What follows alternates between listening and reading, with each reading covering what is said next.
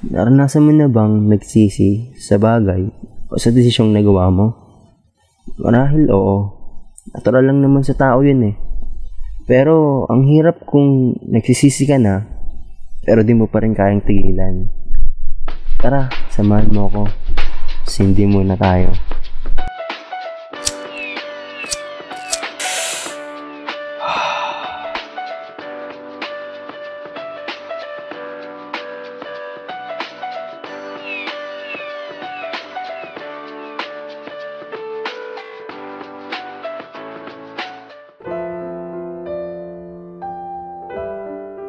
Yan ako dati.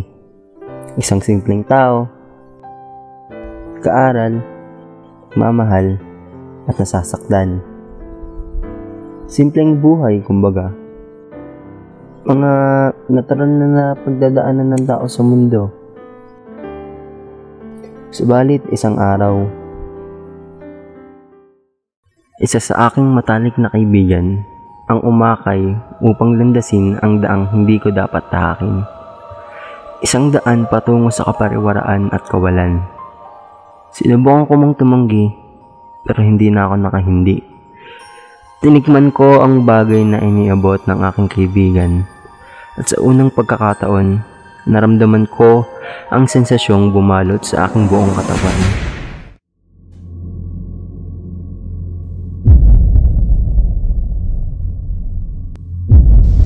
Dumaan ang araw, buwan, at taon. Ito ako ngayon.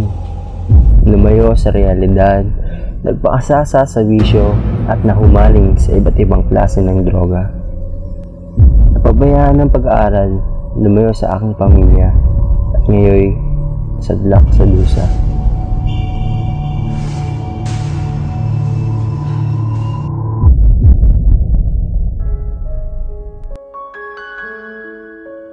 Kung hindi ko lang sana tinikman at tinanggihan ng inalok sa akin dati, ano kayang buhay ko ngayon?